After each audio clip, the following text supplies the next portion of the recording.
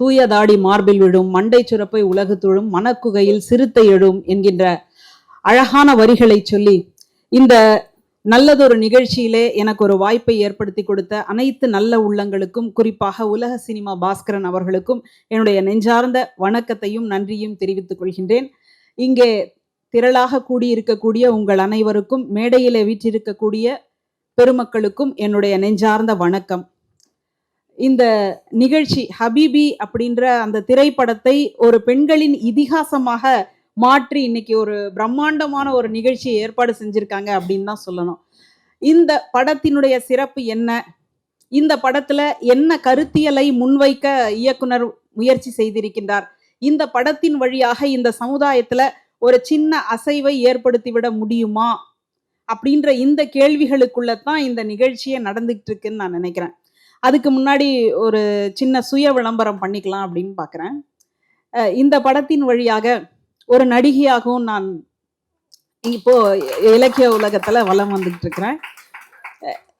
எந்த சமரசமும் இல்லாமல் நான் எப்படி மேடையில இருப்பனோ அதே மாதிரியான ஒரு காட்சி அமைப்பை தான் ஹபீபி படத்துல ஒரு பள்ளிக்கூடத்துல சுதந்திர தின விழாவுக்காக என்னை கூப்பிட்டு பேசுவதான ஒரு காட்சி அமைப்பு. ஆரம்பத்துல என்ன சொல்லியிருந்தாங்கன்னா, இந்த இது பயனாடை தான், சால்வை அணிவிக்கிறது, பொன்னாடை அப்படின்லாம் சொல்லுவோம் இல்லையா, பன்னாடைக்கு பொன்னாடையா அப்படின்லாம், அந்த சால்வை அணிவிக்கக்கூடிய ஒரு நிகழ்வாகத்தான் அந்த காட்சி அமைப்பு அப்படின்னு இருந்தது. ஏன் அந்த சால்வை அணிவிக்கக்கூடிய செய்தி அப்படின்னு கேட்டா, பேரறிஞர் அண்ணா நெசவாளர்களினுடைய பெருமையை அல்லது நெசவாளர்களினுடைய பொருளாதாரத்தை, வாழ்வாதாரத்தை உயர்த்த வேண்டும் அப்படின்றனால ஒரு நிகழ்ச்சிக்கு வரக்கூடிய சிறப்பு அழைப்பாளர்களுக்கு இப்படி ஒரு பயனாடையை அணிவித்து மகிழ வேண்டும், அதன் மூலமாக நெசவாளர்களினுடைய வாழ்க்கை தரம் உயர வேண்டும் அப்படின்னு நினைச்சாரு. இந்த காட்சி அமைப்பை அந்த படத்துக்குள்ள கொண்டு வரணும் அப்படின்னு நினைச்சாங்க. ஆனால் நேர நெருக்கடியின் காரணமாக அதெல்லாம் எடிட்டிங்ல போயிடுச்சுன்னு வச்சுக்கோங்களேன். இப்போ இந்த இடத்த நான் ஏன் சொல்றேன் அப்படின்னா, அதே காஞ்சிபுரத்துக்கு தாண்டி குடியாத்தம் போற வழியில ராமாபுரம்னு ஒரு கிராமம். அந்த கிராமம் தான் எங்க அப்பாவினுடைய பூர்வீகம். அந்த கிராமத்துல ஒரு இசை கேட்டுக்கிட்டே இருக்கும், டடக்கு டடக்கு டடக்கு டடக்கு டடக்கு டடக்குன்னு. அதே நெசவாளர் குடும்பத்தை சார்ந்த பெண் தான் நான். இந்த படத்துல ஒரு வாய்ப்பு வந்தது அப்படின்னு சொன்ன உடனே என்னால நினைச்சே பார்க்க முடியல. இது எப்படி அமைஞ்சது, இதுக்கு என்ன ஏதாவது ஊழ்வினை இருக்குமா, பாழ்வினை இருக்குமா, அப்படியெல்லாம் வந்துட்டு ஒரு கருத்தாக்கம் ஓடுச்சுன்னு வச்சுக்கோங்களேன். அந்த முதல் வசனமே பேரறிஞர் அண்ணா இந்த பயனாடைக்கு சொல்லக்கூடிய விளக்கத்தோடு தான் தொடங்கியது. ஆனால் அது திரைப்படத்துல இடம்பெறவில்லை. அது ஒரு பக்கம். அடுத்ததாக, நீ எல்லாம் படிக்கிற ஆள் தானா அப்படின்னு வீடுகள்லயே நம்மள கேலி செய்யக்கூடியதா பார்க்குறோம். இந்த முழு பரீட்சை வர்ற அன்னைக்கு, முழு பரீட்சையில் இந்த அரை பரீட்சை வரும்போது மார்கழி மாதம் பனி கொட்டுற நேரம், காலையில் எழுந்து படிக்கணும் அப்படின்னாலும் நல்லா தூக்கம் வரும். அந்த நேரத்தில் வீட்டில் சும்மா இருக்க மாட்டாங்க இல்லையா, ஒரு 5 மணிக்கு அலாரம் வச்சு எழுப்பி விட்டுருவாங்க. நானும் எழுந்துடுவேன். எழுந்துட்டு புத்தகத்தை வச்சுக்கிட்டு குளிருது அப்படின்னு சொல்லி போர்வையை போத்திக்கிட்டு படிப்பதாகவே சொல்லுவேன். அப்படியே படுத்துக்கிட்டே படிக்கிறேன்னு வேற சொல்லுவேன். சரின்னு விட்டுட்டாங்க. அதுக்கப்புறமா நான் படிக்கிறேனா இல்லையா அப்படின்றதுக்காக போர்வையை திறந்து பார்ப்பாங்க. உடனே நான் சுதாரிச்சிடுவேன். அதுக்கப்புறமா, என்ன நீ படிக்கிற சத்தமே கேட்கல அப்படின்னா, நான் மனசுக்குள்ளேயே படிச்சுட்டு இருக்கிறேன் அப்படின்னு சொல்லி இன்னைக்கு முனைவர் பட்டம் வரைக்கும் வந்துட்டேன் அப்படின்றது வேற கதை. இந்த சூழல்ல தான் இந்த திரைப்படத்தின் வழியாக என்னை ஒரு மாவட்ட கல்வி அதிகாரியாக வைக்கக்கூடிய அந்த காட்சி இருக்கு பாருங்களேன். அடடா, இதுக்கெல்லாம் எவ்வளவு பாராட்டினாலும் இயக்குனர் மீரா கதிரவன் அவர்களை தகும் அப்படின்னு தான் நான் புரிஞ்சுக்கிறேன். சரி, இப்போ நேரடியாக இந்த படத்தின் இருக்கக்கூடிய பெண் கதாபாத்திரங்களினுடைய நிலைமை என்ன, அதுல ஒரு இடத்துலையும் நமக்கு ஒரு பெரிய எதிர்பார்ப்பு இருக்கும். ஏன்னா இந்த சமுதாயத்துல தான் நம்மளும் இருக்கிறோம். எப்படி 96 படத்துல விஜய் சேதுபதியும் த்ரிஷாவும் பார்த்துக்கும் பொழுது கட்டி பிடிச்சிடுவாங்களோ, வேற ஏதாவது நடந்துருமோ அப்படின்னு நமக்கு பதக்கு பதக்கு பதக்கு பதக்குன்னு இருந்து இல்லையா, அந்த மாதிரி இந்த காட்சியில, இந்த படத்துக்குள்ள நம்ம கதாநாயகனுடைய சித்தப்பா, அவர் நெசவு தொழில் நலிந்து போகக்கூடிய ஒரு நாள்ல வெளிநாட்டுக்கு போய் வேலை பார்க்கணும் அப்படின்ற ஒரு சூழல்ல அவர் வெளிநாட்டுக்கு கிளம்பி போயிடுவார். அப்பதான் புதுசா கல்யாணமான அந்த தம்பதி, அவர் வெளிநாட்டுக்கு போயிட்டார் அப்படின்னோடனே இங்க இருக்கக்கூடிய அந்த இளம் மனைவி, இன்னைக்கு நிறைய நம்ம செய்தித்தாள்களை வாசிக்கிறோம் இல்லையா, நமக்கும் கற்பனை ஓடாமலாயே இருக்கும். பார்க்கும்போதெல்லாம் இப்போ நடந்துருமோ, இப்போ சொல்லிடுவாங்களோ, ஆ, கணவன் அங்க இருக்கிறான், மனைவி இங்க இருக்கிறா, அவளுக்கு வயசு வேற இளமையோட இருக்கிறா, அதனால அவளுக்கு பல்வேறு மன ஓட்டங்கள் ஓடுமோ அப்படின்ற ரீதியிலேயே ஒரு பக்கம் நம்ம பார்த்துட்டு இருந்தோம். ஆனால் அப்படியான ஒரு காட்சி அமைப்பை வைக்கவே இல்லை. அப்போ எவ்வளவு ஒரு நேர்த்தியாக இந்த கதையை கட்டமைச்சுக்கிட்டே வராங்க. ஒரு கடையநல்லூர்னு சொல்லக்கூடிய அந்த பகுதியில் இருக்கக்கூடிய இஸ்லாமியர்களுடைய வாழ்வியலை அச்சு அசலாக கொடுப்பதற்காக இந்த படம் முயற்சி செய்து, அந்த சூழல்ல மனிதர்களினுடைய ஆசைகள், விருப்பங்கள், நிறைவேறாத எண்ணங்கள், இதை எல்லாத்தையும் நான் வந்துட்டு வெளிப்படையா சொல்றேன். கமர்ஷியல் படம், மசாலா படம் அப்படின்ற ரீதியில என்னென்னமோ வந்து சொல்லக்கூடிய ஒரு நாள்ல ஒரு பொறுப்புணர்ச்சியோட இந்த படத்தை எடுத்திருக்கிறாங்க அப்படின்னு தான் நான் பார்க்கிறேன். அப்போ பெண்களை எந்த இடத்துலையும் கீழே இறக்காம, பெண்ணுக்கான உணர்வுகளை எந்த இடத்துலையும் பாதிப்படைய செய்யாமல், ஒரு நேர்கோட்டுல ஒரு சமதளத்துல கொண்டு போகக்கூடிய அந்த நேர்மையை நீங்க இந்த படம் முழுக்க பார்த்துருக்கலாம். அது நான் சொல்லி தான் உங்களுக்கு தெரியணும்னு அவசியம் இல்லை. இந்த படத்துல எடுத்துட்டதுல இருந்து முடிக்கிற வரைக்கும் ஒரு சமதளத்துல அந்த பெண்களினுடைய நிலையை வச்சிருக்கிறது அப்படின்றது இந்த படத்தினுடைய உச்சகட்டமா நான் பார்க்குறேன். அடுத்தது இந்த காட்சி அமைப்புக்குள்ள வருகின்ற பொழுது ஒரு இடத்துல பேசுவதாக, இயக்குனர் பேசுவதாக ஒரு இடம் வரும். அவரே கதை சொல்லிக்கிட்டு போற மாதிரி. அப்போ இந்த குடும்பத்தினுடைய அட்மினிஸ்ட்ரேஷன், நிர்வாகம் அந்த சித்தி கிட்ட போயாச்சு அப்படின்னு ஒரு இடம் வரும். அப்போ பார்த்தீங்கன்னா அந்த சித்தி ஒரு முதல் மாடியில இருந்து பால்கனி சொல்லுவோம் இல்லையா, அதுல இருந்து அப்படி வெளியில வேடிக்கை பார்க்குற மாதிரி இருக்கும். அந்த இடத்துல நமக்குள்ள என்ன தோணும்னா, சித்தி சித்தி ஆயிட்டாங்க. அதாவது நம்ம வீட்டில் சித்தி கொடுமை அப்படின்னு அந்த காலத்துலலாம் சொல்லுவோம் இல்லையா, அந்த மாதிரியான ஒரு பாத்திரத்துக்குள்ள நுழைஞ்சிட்டாங்களோ அப்படின்னு அந்த ஒரு நெகட்டிவான ஒரு ரோலா வரும் அப்படின்னு சொல்லி நம்ம எதிர்பார்ப்போடையே பார்த்தோம். ஆனா அப்படி எதுவுமே நடக்கல. அவங்களுடைய அந்த சித்தி கதாபாத்திரத்தை எந்த இடத்துல இயக்குனர் பெரிய அளவுல தூக்கி வைக்கிறார் அப்படின்னா, ஒரு பண நெருக்கடி எங்க வந்து பணம் கொடுத்து அது ரெட்டிப்பாகும் நினைச்சாங்களோ அங்க ஏமாற்றப்பட்டு விட்டார்கள். கல்யாணம் வச்சிருக்காங்க, கல்யாணத்துக்கு பணம் தேவை, எங்க போய் கேட்டாலும் யாருமே கொடுக்கல. கடைசியா அந்த வீட்டை வித்தா தான் முடியும் அப்படின்ற, வாழக்கூடிய அந்த வீட்டை வித்தால் தான் முடியும் அப்படின்ற ஒரு இடத்துல கடைசியா அந்த கதாநாயகனுடைய அப்பா இறந்தே போகிறார் அப்படின்னு பார்க்குறோம். அந்த சூழல்ல அந்த சித்தியினுடைய மன இயல்புகளை, ஒரு பெண்ணினுடைய மன ஓட்டத்தை, ஒரு பெண் அப்படின்னு சொன்னா இன்னைக்கு நீங்க சீரியல்ல வரக்கூடிய பெண்களை நீங்க நினைச்சு பார்ப்பீங்க, என்ன மாதிரியும் சில பேர் இருக்கிறாங்க அப்படின்றத காட்டுவதற்காகவே அந்த சித்தி கதாபாத்திரம் பார்த்தீங்கன்னா, வெளிநாட்டுக்கு போய் தன்னுடைய கணவன் சம்பாதித்த பணத்தை எல்லாம் வச்சு எவ்வளவு நகைகள் வாங்கியிருந்தாலோ அந்த நகையெல்லாம் கொண்டு வந்து தன்னுடைய, அதாவது என்ன சொல்றது, மூத்தார் பையனுக்கிட்ட வந்துட்டு, அதாவது தனக்கு மகனாகக்கூடிய ஒருத்தர் தான், மகன் தன்மையில இருக்கக்கூடிய ஒருத்தர்கிட்ட கொடுத்துட்டு, என்கிட்ட கேட்கணும்னு உனக்கு தோணல பாத்தியா அப்படின்னு அந்த சொல்ற இடம் கூட சாதாரணம்தான்.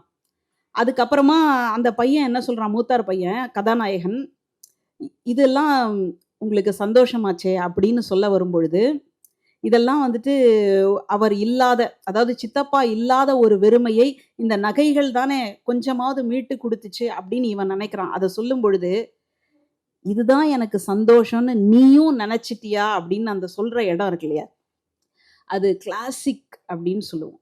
நம்ம சங்க இலக்கியங்கள்ல ஒரு பொருள் பணத்தை தேடுறதுக்காக அல்லது ஏதோ படிக்கிறதுக்காக மனைவியை விட்டு பிரிஞ்சு போறான்.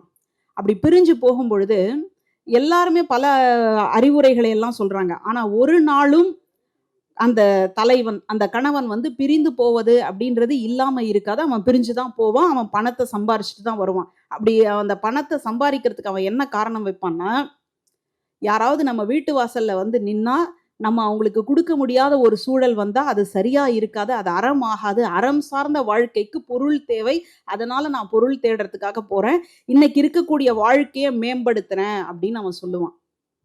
ஆனா தமிழ் இலக்கியம் தான் சொல்லுது, நீங்க எங்கேயோ போய் தேடிட்டு வரீங்க இல்லையா பொருள், அந்த பொருள் உங்க வீட்டுல இருக்கக்கூடிய மனைவியை விட உயர்ந்ததா அப்படின்னு ஒரு கேள்வி வைக்குது. அந்த கேள்வியோட தான் நான் இந்த படத்தை பார்க்கின்றேன். அப்போ இந்த படத்துல அந்த சித்தி சொல்றாங்க இல்லையா, இந்த நகை தான் எனக்கு வந்து சந்தோஷத்தை கொடுத்திருக்கோன்னு நீயும் நினைச்சிட்டியா அப்படின்னு கேட்கிற அந்த இடம் இருக்கு இல்லையா, காட்சியை அப்படியே நம்ம கண் முன்னாடி கொண்டு வந்து நிறுத்தியதாகத்தான் நமக்கு தெரியுது. அதனால இன்னைக்கு சீரியல்கள்ல நீ எல்லாம் வாழ்ந்துருவியா, உன்னை வந்துட்டு நான் தான் வீழ்த்த போறேன் அப்படின்னு சொல்லக்கூடிய பெண் வில்லிகளை பாக்குறீங்க இல்லையா, அதையெல்லாம் தயவு செஞ்சு மனசுல இருந்து அழிச்சிடுங்க. உண்மையிலேயே பெண்களினுடைய காட்சி அப்படியானது கிடையாது. உண்மையிலேயே பெண்களினுடைய உருவம் அப்படியானது கிடையாது. பெண்கள் என்பவர்கள் எந்த அளவுக்கு அந்த குடும்பத்தோடு, அந்த குடும்ப உறவுகளோடு அன்போடு இருக்கிறாங்க அப்படின்றத இந்த மாதிரி ஹபிபி மாதிரியான படங்கள் வரும் பொழுதுதான் நம்மளால புரிந்து கொள்ளவே முடிகின்றது. அன்னை மணியம்மையார் அவர்களுக்கு பிள்ளையே கிடையாது. ஆனால் அவங்கள நம்ம என்னன்னு கூப்பிடுறோம்? அன்னை. ஏன்? ஏன்னா உலகத்து மக்களை எல்லாம் பிள்ளைகளாக பாவித்த அந்த தன்மை இருக்கு இல்லையா, அந்த அன்பு இருக்கு இல்லையா, நீ கருவுற்றிருந்தால் உன் குழந்தைக்கு தாயாகி இருப்பாய், நீ கருணையுற்றிருந்ததால் உலகத்திற்கே தாயானாய்னு அன்னை தெரேசாவை நம்ம சொல்றோம்.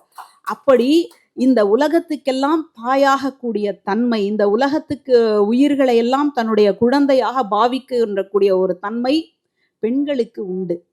அதை ரொம்ப அழகா இந்த படத்துல வெளியில கொண்டு வந்துகிட்டே இருக்கிறார். இப்போ ஒரு கதாபாத்திரம் வீட்டுக்குள்ள இருந்து இன்னொரு கதாபாத்திரத்தை மட்டும் சொல்லிடுறேன், மற்ற கதாபாத்திரங்களை அவங்க சொல்லுவாங்க. இப்போ இன்னொரு உச்சகட்டமான பாத்திரம் என்ன அப்படின்னா, கொஞ்ச நேரம் தான் வந்துட்டு போகும் அந்த கேரக்டர். அதாவது ஹீரோவுக்கு வந்துட்டு ஒரு பொண்ணு பார்க்கக்கூடிய ஒரு இடம். அதுல ஹீரோ வேற கூட்டிகிட்டே போக மாட்டாங்க. நமக்கே வருத்தமா இருக்கும், ஏங்க கூட கூட்டிட்டு தான் போனா என்னங்க, அந்த ஹீரோவும் அந்த பொண்ணை பார்க்கக்கூடாதா அப்படின்னு. அப்புறம் அவங்க தங்கச்சிமார்கள்லாம் அந்த ஃபோட்டோவை எடுத்துட்டு வந்து அண்ணன் கிட்ட கொடுத்து கேலரியில இருக்கு பார்த்துக்கோ அப்படின்லாம் சொல்லுவாங்க.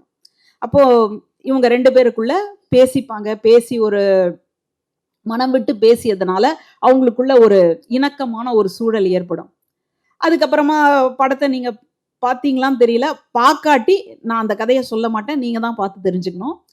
அவங்க 2 பேருக்குள்ள ஒரு பிரிவு ஏற்படுது. 2 பேருக்குள்ள ஒரு பிரச்சனை. என்ன பிரச்சனை, ஏன் அப்படின்றது ஒரு பக்கம். அப்போ இந்த சூழல்ல மறுபடியும் கதாநாயகன் வந்து தனக்கு பார்த்த அந்த பெண்ணோட, பொண்ணு பார்த்து இருக்காங்க இல்லையா, அந்த பெண்ணோட வந்து பேசுறதுக்காக, பர்வீனோட பேசுறதுக்காக வராரு. வந்து சந்திக்கக்கூடிய இடம் பார்த்தீங்கன்னா, பீச் கிடையாது, தியேட்டர் கிடையாது, ஒரு காஃபி ஷாப் அதுவும் இல்லை. எங்க சந்திக்க வைக்கிறார்? ரொம்ப மிக முக்கியமான கேள்வி அது. எங்கன்னா ஒரு நூலகத்துல தான் சந்திக்க வைக்கிறார். அப்போ இஸ்லாமிய சமூகம் அப்படின்றது படிப்புக்கும் இஸ்லாமிய சமூகத்துக்கும் ரொம்ப தூரம். பெண்களை வந்து படிக்க வைக்க மாட்டாங்க, பெண்களை சமமா நடத்த மாட்டாங்க, பெண்களை வந்து ஒரு ஃபர்தாலாம் போட்டுட்டு புர்காலாம் போட்டுட்டு ஒரு இதுக்குள்ளதான் அடைச்சி வச்சிருப்பாங்க அப்படின்றத காட்சியின் வழியாக உடைச்சிக்கிட்டே வராரு. அப்படி உடைக்கும் பொழுது அவங்க 2 பேரும் எங்க சந்திக்கிறாங்கன்னா ஒரு நூலகத்துல தான் சந்திக்கிறாங்க. அப்படி சந்திக்கும் பொழுது வீட்டுல என்னென்னமோ பிரச்சனை, எல்லாரும் அவசரத்துல கோபத்துல வாயை விட்டுட்டாங்க. அதனால இப்போ கல்யாணம் அப்படின்றது சிக்கல்ல வந்துருச்சு. இந்த சூழல்ல இப்போ ஹீரோ வந்து அந்த பர்வீனை பார்த்து பேசுறாரு. இவ்வளவும் நடந்தது, ஆனா நான் எதுவுமே பண்ணல தெரியுமா? இப்போ ஒரு பெரிய மௌனம். இவ்வளோ வீட்டுல பிரச்சனை நடக்குது அப்படின்னாலும் நான் ஒண்ணுமே பண்ணல அப்படின்னு சொல்ற அந்த இடத்துல பர்வீன் என்ன ரியாக்ட் பண்ணியிருக்கணும்? ஐயோ பாவம், சே எவ்வளோ நல்லவன், எதுவுமே பேசல பத்தியா அப்படின்னு ரியாக்ட் பண்ணியிருக்கணும். ஆனா இயக்குனர் வைக்கிறாரு, எப்படி வைக்கிறாரு, நீ ஏன் ரியாக்ட் பண்ணல? நீ ஏன் பண்ணல? ஒரு தவறு நடக்குது அப்படின்னு சொன்னா நீ போய் தடுக்கணும். இல்ல முடியல அப்படின்னு சொன்னா கண்ணீராவது சிந்துங்கள் அப்படின்னு நபிகள் நாயகம் சொல்றாரு. ஏன்னா அந்த கண்ணீரின் வழியாக இந்த தவறுக்கும் இந்த குற்றத்துக்கும் எனக்கும் சம்பந்தம் இல்லை அப்படின்றதையாவது நீங்க நிரூபிக்கணும், நீங்க அங்க வந்து காட்சிப்படுத்தணும் அப்படின்றதுக்காக கண்ணீராவது சிந்துங்கள்னு சொல்றாரு. அதனால இங்க பர்வீன் கேக்குறா, எனக்கு நீ எதுவுமே செய்யலன்னா ஏன் செய்யல? எனக்காக நீ ஏன் எதுவுமே செய்யல? கல்யாணத்துக்கு முன்னாடியே இப்படி இருக்கு அப்படின்னா கல்யாணத்துக்கு அப்புறமா என்ன? அதுக்கப்புறமா கூட ஹீரோ சொல்றாரு, இல்ல நான் எதுவுமே பேசல தெரியுமா? ஏன் பேசல? எனக்காக நீ ஏன் பேசல அப்படின்னு சொல்றது ஒவ்வொரு கல்யாணமாகி இருக்கக்கூடிய ஒவ்வொரு பெண்களும் அதை மனசுக்குள்ள கேட்டிருப்பாங்க, அப்பா நமக்காக ஒருத்தி கேட்கிறாடா, நமக்காக ஒருத்தி பேசியிருக்கிறாடா, நமக்காக இந்த படம் பேசியிருக்கு அப்படின்னு கல்யாணமான ஒவ்வொருத்தரும் வந்து நினைச்சிருப்பாங்க. ஏன்னா நேரடியா கேட்க முடியாத ஒரு சூழல்ல தான் இன்னைக்கு நம்ம குடும்ப அமைப்பு அப்படின்னு வச்சிருக்கிறோம். அப்படி பேசிட்டோம்னா நமக்கு பேரே வேற. இப்ப நீங்க எல்லாம் நல்லா பேசுறீங்க அப்படின்னுவீங்க, வீட்டுக்கு போனா வாயாடி, இன்னும் ஒரு நல்ல பேர் இருக்கு பஜாரி அப்படின்னு சொல்லி. அப்போ இந்த நம்ம கருத்தை கூட நினைக்கிறதையெல்லாம் பேசுற மாதிரியான ஒரு சூழல், ஒரு கட்டமைப்பு, ஒரு குடும்பம் இருக்கான்னு கேட்டா கேள்விக்குறிதான். இதை அப்படியே நுணுக்கமா உடைச்சுக்கிட்டே வராரு. இப்படி இருக்கக்கூடாது, இப்படி இருக்கக்கூடாது, இதெல்லாம் வாழ்க்கை, இதெல்லாம் வாழ்க்கை அப்படின்னு சொல்லிக்கிட்டே வருகின்ற பொழுது, அந்த காதலை, இந்த படம் முழுக்க அந்த காதலை என்னால கொண்டாடாம இருக்கவே முடியலங்க. நான் வேற தமிழை படிச்சுட்டேனா, தமிழுக்கு அகம்னு ஒரு பொருள் இருக்கா, அகம்னா காதல், மனசுக்குள்ள இருக்கிறது. அந்த காதலை வந்துட்டு கொண்டாடாத ஒரு கவிதையோ, ஒரு படமோ, ஒரு இலக்கியமோ, ஒரு படைப்போ சரியா வந்ததா சரித்திரமே இல்லை. அந்த காதலை எவ்வளவு மென்மையானது. மலரினும் மெல்லிது காமம். இன்னைக்கு சில பேர் என்ன பண்றான்னா, உனக்கு வேலை வாங்கி கொடுக்குறேன் அப்படின்னு கூல்ட்ரிங்க்ஸ் வாங்கி தரான். அந்த கூல்ட்ரிங்க்ஸ்ல மயக்க மருந்த வேற கலந்துட்டு அந்த பெண்ணினுடைய உடலை எப்படி வேண்டுமானாலும் அத்துமீறான். அப்படி இல்ல, மலரிலும் மெல்லிது காமம், சிலரே அதன் செவ்வி தலைப்படுவார். காதல் என்பது எப்படிப்பட்டது? காமம்னு சொன்னா காதல் தான். வள்ளுவர் காலத்துல காமம் என்ற சொல் நல்ல சொல்லா இருந்தது. ஆனா இன்னைக்கு சமுதாயத்துல காமம் என்ற சொல் கெட்ட சொல்லா மாறி போயிடுச்சு. எப்படி ஒரு காலத்துல மயிர் என்ற சொல் இலக்கிய சொல்லா இருந்து இன்னைக்கு அது வேற மாதிரியா போயிடுச்சோ, அதை போல காமம் என்ற சொல் நல்ல சொல். அதனால வள்ளுவர் சொல்றாரு, மலரினும் மெல்லிது காமம். காதல் எப்படிப்பட்டதுன்னு கேட்டா, இப்ப நான் தலையில வச்சிருக்கேன் இல்லையா பூ, இந்த பூவை விட மென்மையானது. சில பூக்களை நீங்க மோந்து பார்த்தீங்கன்னாலே வாடி போயிடும். அந்த மாதிரி இருக்கிறது தான் காதல். அத அவ்வளோ அழகா கொண்டு வந்துக்கிட்டே இருக்கிறாரு. தொட்டாதான் காதலா, முத்தம் கொடுத்தாதான் காதலா, கட்டி அணைத்தால் தான் காதலா, ஓடி போனால் தான் காதலா, எல்லாத்தையும் உடைச்சிட்டார். இந்த வார்த்தை இருக்கு இல்லையா, பேசாமல் கூட காதல் வரும் அப்படின்றத இந்த படத்துல சொல்லி ஹீரோயினை, அதாவது யார முதல்ல காதலிச்சாரோ அதே காதலி வந்து கடைசியா பார்க்கக்கூடிய ஒரு காட்சி. அந்த காட்சியில தான் அந்த ஹீரோயினை பேசவே வச்சிருக்காரு. நல்லதா போச்சு, டப்பிங் பண்றதுக்கு வேலை மிச்சம் அப்படின்னு இது தொழில்நுட்ப கலைஞர்கள் நினைத்து கொள்ளலாம். ஹீரோயினை பேச வைக்காம கூட படம் எடுக்கலாம் அப்படின்றதுக்கு ஹபீபி ரொம்ப பெரிய ஒரு உதாரணங்க. கடைசியா அந்த வார்த்தையை கேட்கும்போதுதான் உன் குரல் எவ்வளவு அழகா இருக்கு அப்படின்னு அந்த வயசுல ஹீரோ சொல்லுவதாக இருக்கும். நம்ம எல்லாம் நினைச்சுக்கிறோம், வீட்டுல இப்படி ஒரு வார்த்தை வராதா, அவர் இப்படி சொல்ல மாட்டாரா அப்படின்னு நம்ம வந்து நினைச்சுக்கிறோம். அந்த இடத்துலதான் ரொம்ப அழகான அந்த இயக்குனருடைய டச்சு பார்க்குறோம். அப்போ இந்த படம் முழுக்க இவர் நம்ம யூசுப் பாய் அப்படின்னு சொல்லக்கூடிய கஸ்தூரி ராஜா அவர்களுடைய நடிப்பை நம்ம சொல்லிட்டே வந்தாலும், பெண்களினுடைய இடம் இருக்கு இல்லையா, அதை எங்கேயுமே சமரசம் செய்து கொள்ளாமல் ரொம்ப அழகா கொண்டுகிட்டே வராரு. அந்த காதல் காட்சி அமைப்பை பத்தி சொல்லும் பொழுது, தன்னுடைய காதலியை சந்திக்கிறதுக்காக இவர் போறாரு, கதாநாயகன் ஹீரோ போறாரு. ஆனா அன்னைக்கு காலகட்டங்கள்ல மாட்டிக்கிறாரு. மாட்டிக்கிட்ட உடனே என்ன சொல்றாருன்னா, நான் திருடுறதுக்கு தான் போனேன். அது ரொம்ப முக்கியமான ஒரு இடம். இன்னைக்கு நீ என்னை காதலிக்கணும், நீ என்னை காதலிச்சே ஆகணும், நீ என்னை காதலிச்சு விட்டுட்டு போனேன்னா நான் உன்னை விட மாட்டேன், தண்டவாளத்துல பிடிச்சி தள்ளி விட்டுருவேன், இல்லையா உன் முகத்துல ஆசிட் அடிச்சு விட்டுருவேன், நீ எனக்கு கிடைக்காதவ யார். இந்த டைலாக்கை எவன் கண்டுபிடிச்சானே தெரியலங்க. எனக்கு கிடைக்காதவன் யாருக்குமே கிடைக்க கூடாது அப்படின்னு இருக்கக்கூடிய ஒரு காலகட்டங்கள்ல காதல் என்பது என்ன அப்படின்னு புரிய வைத்திருக்கக்கூடிய ஒரு கதை ஹபீபி தான். ஹபீபின்னு வேற்று சொல்லா இருக்கலாம், அதனுடைய பொருள் என் அன்பே. அன்பைத்தான் உலகம் முழுக்க நாம் பரப்புவதற்காக பாடுபட்டு கொண்டிருக்கின்றோம். அன்பும் சுயமரியாதையும் வேறு வேறு கிடையாது.